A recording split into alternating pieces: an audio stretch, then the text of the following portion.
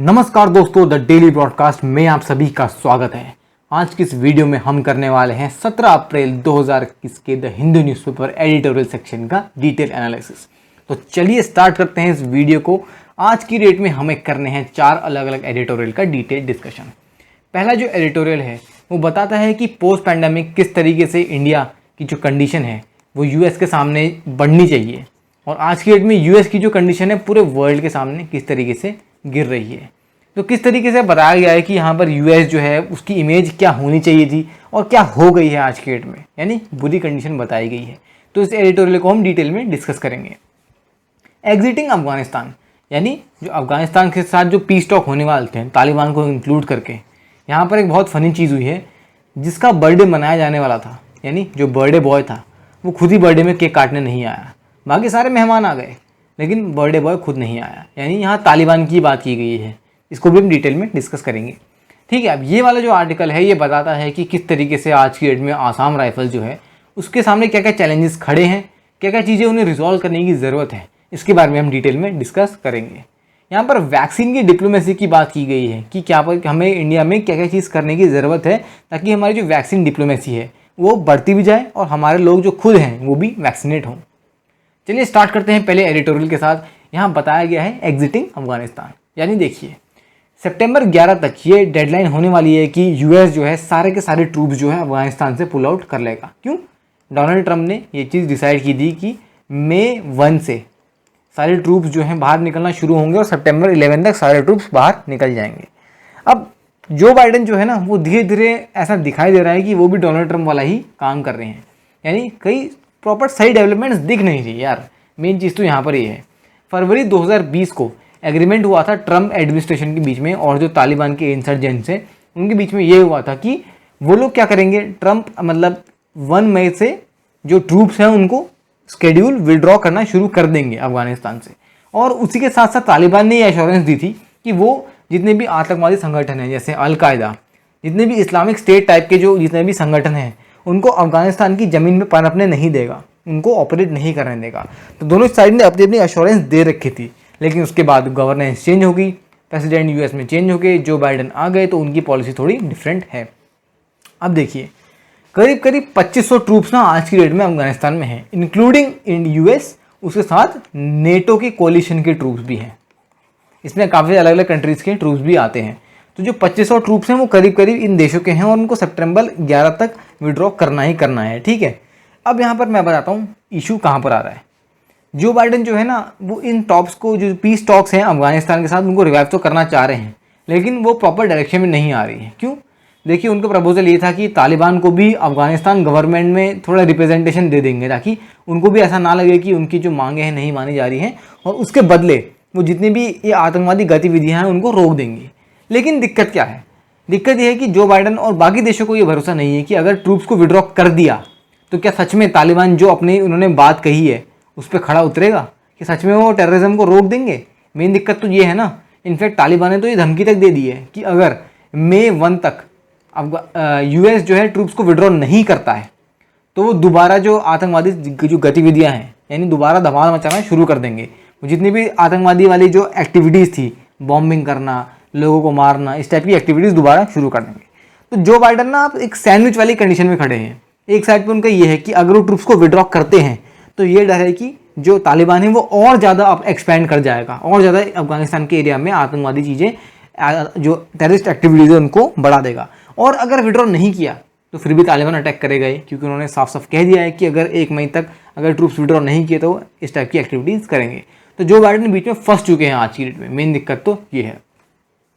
अब देखिए यहाँ पर चीज़ ये है कि तालिबान ने साफ साफ कह दिया है कि डोनाल्ड ट्रंप के एडमिनिस्ट्रेशन के टाइम में हमने ये एग्रीमेंट किया था कि मई 1 तक सारे ट्रूप्स को विड्रॉ करने की प्रोसेस शुरू हो जाएगी और उसी के साथ साथ तालिबान जो है वो टेररिस्ट एक्टिविटीज़ को ख़त्म कर देगा।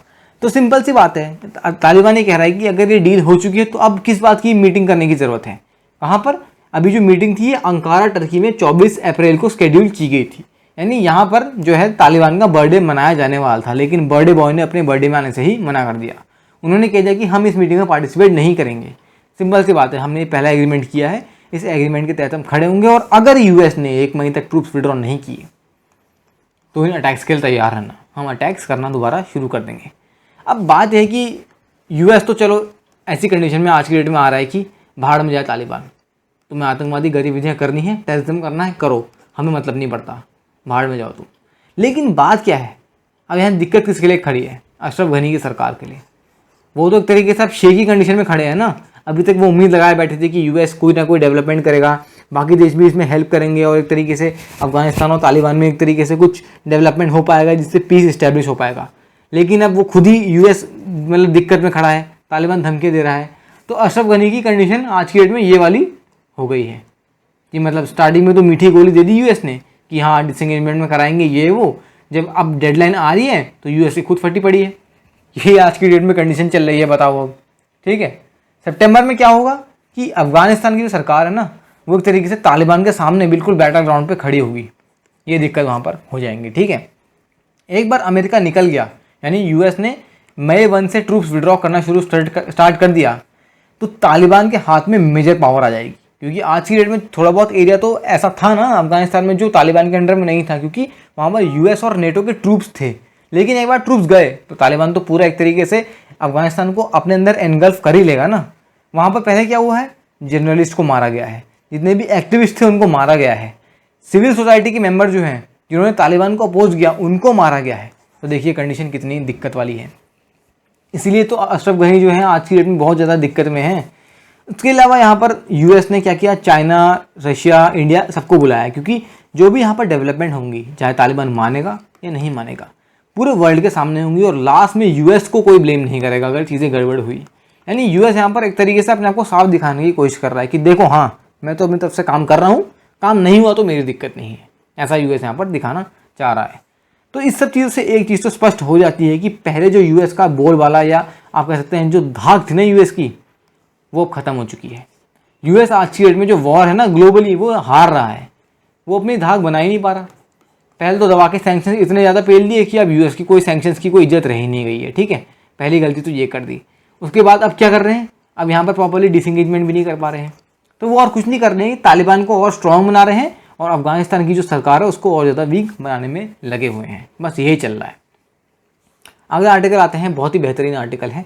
इस आर्टिकल में मैं आपको कुछ इन डेप्थ चीज़ें बताऊंगा। ठीक है, अब यहाँ पर बताया गया कि पोस्ट पैंडेमिक किस तरीके से डेवलपिंग इकोनॉमी जो है उनको आगे बढ़ना चाहिए, ताकि यूएस ने जो हलवा फैलाया है ना उसको एक तरीके से पूरे वर्ल्ड में समेटा जा सके और सही डेवलपमेंट्स हो। ठीक है, अब मैं आपको बताता हूँ हुआ क्या।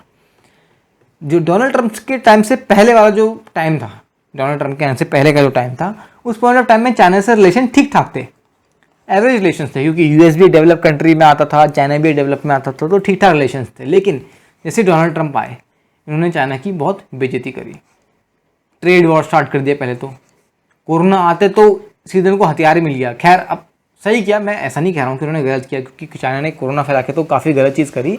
लेकिन हाँ, डोनाल्ड ट्रंप को एक तरीके से एक और चीज़ मिल गई चाइना को क्रिटिसाइज़ करने के लिए, तो उन्होंने चाइना के साथ यही हाल किया। निकल पहली फुर्सत में चाइना की कोई इज्जत नहीं करी और एक तरीके से उनको पूरे वर्ल्ड के सामने चाइना की इमेज नीचे गिरा दी। तभी तो ऐसा हुआ कि कई देश, उनको ये रियलाइज़ हुआ उस पॉइंट ऑफ टाइम में जब यूएस ने ऐसा कहा कि जो ये चाइनीज़ वायरस है, कोरोना वायरस ना कहकर चाइनीज़ वायरस करके एड्रेस किया, तब जाके लोगों को रियलाइज़ हुआ कि हाँ चाइना ने सच में इतनी दिक्कतें करी हैं। तब जाके ही पूरा वर्ल्ड एक तरीके से जागा। और हाँ, मैं ये कह सकता हूँ कि यूएस ने इतना एम्फेसाइज किया, इसलिए इंडिया भी आज की डेट में क्वाड में डेवलपमेंट्स कर रहा है, D10 ग्रुप में अपना पार्टिसिपेशन कर रहा है, ताकि चाइना की जो मोनोपोली है ना टेक्नोलॉजी में, गैजेट्स में, इनको तोड़ सके। ये सब चीज़ें तो हो रही हैं। ठीक है, लेकिन अब मैं बताता हूँ चीज़ें क्या हुई। प्रेसिडेंसी आपको पता है रिसेंटली यूएस में चेंज हुई, जब डोनाल्ड ट्रंप के बाद जस्ट जो बाइडन प्रेसिडेंसी में आ चुके हैं। तो डोनाल्ड ट्रंप और जो बाइडन की जो पॉलिसीज़ है ना, बिल्कुल आपस में बिल्कुल अपोजिट हैं, दोनों बिल्कुल उल्टा काम करते हैं। ठीक है, अगर डोनाल्ड ट्रंप रशिया के साथ रिलेशन सही करते हैं तो जो बाइडन है वो रशिया के बिल्कुल अगेंस्ट हैं।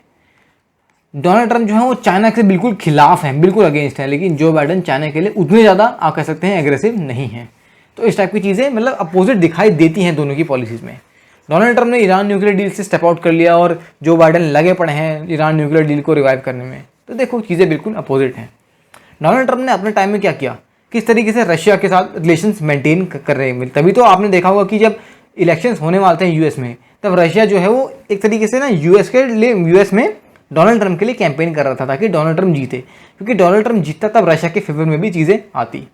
तो किस तरीके से पहले रिलेशन सही थे, ठीक है, लेकिन चाइना को तो ये चीज़ पता थी ना कि यूएस जो है वो रशिया के क्लोज आ रहा है, तो चाइना ने एक तरीके से स्ट्रैटेजी यहाँ पर चली। अब स्ट्रैटेजी क्या चली मैं आपको बताता हूँ।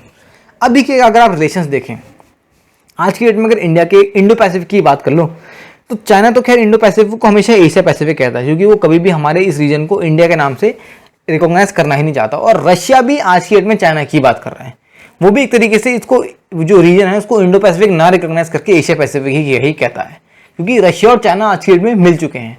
वो कहते हैं ना कि एक इंसान के जो दो दुश्मन होते हैं वो आपस में दोस्त होते हैं, वही यूएस के खिलाफ आज की डेट में रशिया और चाइना है, तो रशिया और चाइना आपस में दोस्त हैं, ठीक है। तो ये चीज़ तो प्रिवेल कर रही है। तो जो बाइडेन के टाइम में तो सिंपल सी बात है, रशिया पे सैंक्शन डालने की भी बात हो रही है, ठीक है, किसके रिगार्डिंग, S-400 डील के रिगार्डिंग। चाइना ने S-400 खरीदा, उन पे सैंक्शंस डाल दिए गए, रशिया पे तो चल ही रहे हैं। इंडिया जब S-400 की डिलीवरी ले लेगा तो इंडिया में भी सैंक्शंस डल जाएंगे। तो रशिया के लिए जो बाइडेन का जो स्टांस है वो बहुत हार्श है, लेकिन डोनाल्ड ट्रंप के टाइम चीज़ें रशिया के लिए सही थी, ठीक है। तो चाइना को ये सब चीज़ें पता थी कि हाँ डोनाल्ड ट्रंप क्लोज हैं, तो चाइना ने रशिया को अपनी तरफ खींचना शुरू कर दिया। कैसे, मिलिट्री डेवलपमेंट्स के लिए S-400 खरीदा, कुछ और इंपोर्ट एक्सपोर्ट मिलिट्री इक्विपमेंट्स का हुआ, तो इससे रशिया क्लोज आ गया, क्योंकि रशिया को भी पता था कि ऐसे टाइम में जहाँ यूएस पूरा रशिया के अगेंस्ट है वहाँ पर चाइना ही यूएस की हेल्प कर सकता है। जैसे ही जो बाइडेन आए सीधा डेवलपमेंट्स यहाँ से यहाँ पर हुई। रशिया जो है बिल्कुल चाइना के साथ बहुत ज़्यादा डेवलपमेंट्स करने लगा, चाहे आप एनर्जी रिलेशंस में कह लो, चाहे मिलिट्री डेवलपमेंट्स में कह लो, इन सारे डेवलपमेंट्स को रशिया ने चाइना के साथ बहुत ज़्यादा बढ़ चढ़ के किया। और आज की डेट में हम देख सकते हैं, जो मैंने आपको भी एग्जांपल दिया इंडो पैसिफिक वाला, वो ही देख लीजिए, रशिया जो है आज की डेट में चाइना की भाषा बोल रहा है, ठीक है। दिक्कत क्या हुई, जो रायता डोनाल्ड ट्रंप ने फैलाया ना, आज की डेट में जो बाइडेन को उसको समेटना पड़ रहा है। रायता कौन सा रायता फैलाया, ईरान न्यूक्लियर डील से आउट होना, ठीक है, पेरिस क्लाइमेट एग्रीमेंट से बाहर आ जाना, उसके अलावा कितनी सारी दिक्कतें और भी तो करी इन्होंने। जब आप कह सकते हैं जो रेशियल प्रोटेस्ट जो हुए यूएस में इतने ज़्यादा डोनाल्ड ट्रंप के टाइम ने, ये सब चीज़ें अब सारे जो बाइडेन को सही करने पड़ रही है। ऊपर से अब आप देख सकते हैं जो बाइडेन में और प्रेशर है। अफगानिस्तान और तालिबान में जो डोनाल्ड ट्रंप ने जो पीस टॉक्स किए थे वो प्रॉपर्ली रिवाइव नहीं हो पा रहे हैं, तालिबान धमकी अलग दे रहा है, ठीक है। तो जो बाइडेन के टाइम में ना, उस टाइम जब इलेक्ट हुए थे तब तो लगा था कि हाँ जो बाइडेन कुछ चेंज तो लाएंगे, लेकिन चीज़ें और गड्ढे में जाती हुई दिखाई दे रही हैं अब तो, क्योंकि कुछ यूएस की तो कोई इज्जत ही नहीं रह गई है। अब हर जगह सैंक्शंस यूएस डाल दे रहा है, उन सैंक्शंस की कोई इज्जत कर नहीं रहा, क्योंकि इतने सैंक्शन डाल दिए अब वो सैंक्शन नॉर्मल हो चुके हैं, ठीक है। तो यूएस जो है अब एक तरीके से इमर्जिंग पावर से नीचे आ रहा है, और कंट्री जैसे जापान हो गया, इंडिया हो गया, ये आगे बढ़ रहे हैं, जैसे हमने प्रीवियस एडिटोरियल में डिस्कस किया। तो ये चीज़ तो है। तो सिंपल सी बात है, जो बाइडेन ने, जो आज की डेट में जो बाइडेन को चीज़ें करनी पड़ रही हैं, वो पहले तो जो डोनाल्ड ट्रंप ने गलतियाँ करी उनको सुधारना है। एक बार वो चीज़ें सुधरेंगी तब जाके प्रॉपर डेवलपमेंट हो पाएगा, नहीं तो चीज़ें वैसे ही गड्ढे में जाती हुई दिखाई दे रही हैं। अगले आर्टिकल में बात करते हैं वैक्सीन डिप्लोमेसी के बारे में। अब देखिए हुआ क्या रहा है कि आज की डेट में कंसर्न बहुत ज़्यादा है। छत्तीसगढ़, महाराष्ट्र, यूपी, ये ऐसे राज्य हैं जहाँ पर वैक्सीन की काफ़ी कमी देखी जा रही है। तो 18 मार्च को वी मुरलीधरन, जो हमारे मिनिस्टर ऑफ स्टेट हैं, किसमें, MEA, ministry of external affairs में, उन्होंने राज्यसभा में ये बात करी कि किस तरीके से कोविड-19 वैक्सीन का डिस्ट्रीब्यूशन विदेशी देशों के लिए इंपॉर्टेंट है। क्यों? क्योंकि इंडिया को गवी के कोवैक्स इनिशिएटिव में, जो WHO द्वारा भी फंड किया गया है, उसमें इंडिया के सीरम इंस्टीट्यूट ऑफ इंडिया और भारत बायोटेक को ह्यूज फंडिंग मिली है कि वो मिलियंस ऑफ वैक्सीन प्रोड्यूस करें और ऐसे देशों को सप्लाई करें जहाँ पर वैक्सीन की कमी है या जहाँ वैक्सीन का प्रोडक्शन है ही नहीं। प्रोमिनेंटली हमने 17 अफ्रीकन देशों को वैक्सीन प्रोवाइड करी, क्योंकि उनकी कंट्रीज़ में वैक्सीन जो है वो अवेलेबल नहीं थी, इसलिए हमने उनको वैक्सीन एक तरीके से प्रोवाइड करी, ठीक है। 13 अप्रैल के डेटा के अकॉर्डिंग इंडिया ने 90 देशों को 65 मिलियन वैक्सीन सप्लाई कर चुकी हैं, और उसमें से 10 मिलियन वैक्सीन तो एज ग्रांट गई थी, यानी जो इंडिया ने अपनी बिल से ही दी है, ठीक है। 36 मिलियन वैक्सीन जो थी वो कमर्शियल बेसिस में, यानी उसका पैसा हमें मिलेगा, और 19 मिलियन वैक्सीन जो है वो कोवैक्स प्रोग्राम के अंदर गई हैं, ठीक है। ये पप्पा डेटा है, आप इस डेटा को मैं स्टार मार्क कर रहा हूँ, ये आपके लिए इंपॉर्टेंट है। GD में हो, चाहे आंसर राइटिंग में हो, इंटरव्यू में हो, इंपॉर्टेंट डेटा आपके लिए रहेगा, ठीक है। तो सवाल उठते क्या है? सवाल तो सिंपल सी बात है, पिछले हमने कई एडिटोरियल्स में देखा कि सवाल ये उठ रहे हैं कि अपनी खुद की पॉपुलेशन को तो इंडिया ने वैक्सीनेट किया नहीं है, दूसरे देशों का भला करने चले हैं। अब मैं आपको बताता हूँ कि यहाँ पर सरकार का स्टांस क्या है और एक्चुअल में क्या चीज़ होनी चाहिए। रिसेंटली जो अप्रैल 13 को रायसीना डायलॉग हुआ था, जहाँ पर काफ़ी ज़्यादा डेवलपमेंट देखी गई थी, चाइना के रिगार्डिंग स्टेटमेंट्स थे कि क्या क्या डेवलपमेंट्स हमें करनी है चाइना को काउंटर करने के लिए, मिलिट्री डेवलपमेंट्स की बात की गई थी। तो वहाँ पर मिनिस्ट्री ऑफ एक्सटर्नल अफेयर्स ने एक आंसर दिया कि ये वैक्सीन देना ज़रूरी क्यों है। इंडिया को एक तरीके से वॉक एंड टॉक वाली पॉलिसी करनी है कि किस तरीके से आगे बढ़ते हुए लोगों को यानी बाकी देशों को भी साथ लेके चलने की ज़रूरत है, क्योंकि आपको पता होगा कि आज की डेट में इंटरनेशनल रिलेशंस की कितनी ज़्यादा अहमियत है। अगर 13 दिसंबर 1946 अगर आपने पॉलिटी पढ़ी होगी तो उस टाइम ऑब्जेक्टिव रेजोल्यूशन मूव किया गया था जवाहरलाल नेहरू द्वारा। उसमें भी ये चीज़ एक तरीके से ट्रेस की गई थी कि किस तरीके से इंडिया को एक गुड ग्लोबल सिटीजन बनना है, यानी एक पूरे विश्व में आगे बढ़ के एक ऐसी कंट्री इमर्ज करना है जो बाकी देशों की भी हेल्प करे। ठीक है, उसके अलावा जो इंडिया की धरती ये इतनी अच्छी धरती है ना कि हम आज की डेट में पूरी दुनिया का भला करना चाहते हैं।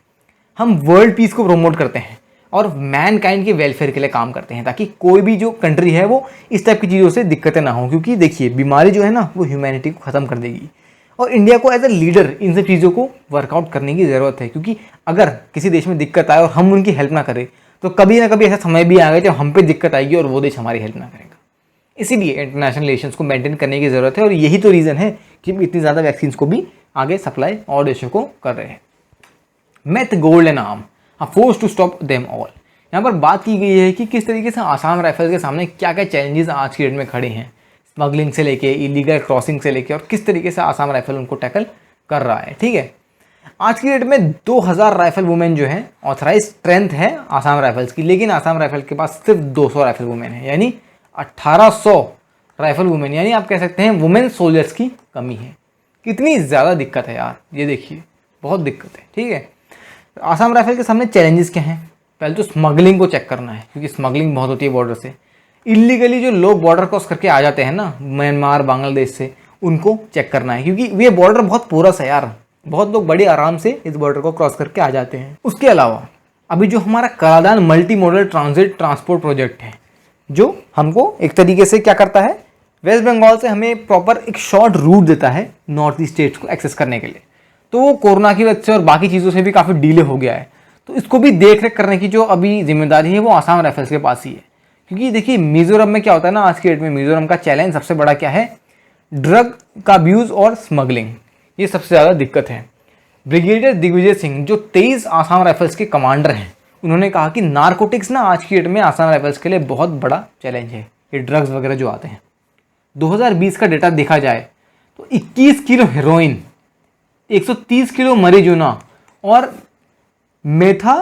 मेथाम जो भी लिखा है, अब सॉरी मैं इसको प्रॉपर्ली प्रोनाउंस नहीं कर पाया, ये इसकी जो टैबलेट्स है ना ये 47 करोड़ के दाम की इनको एक तरीके से सीज किया गया।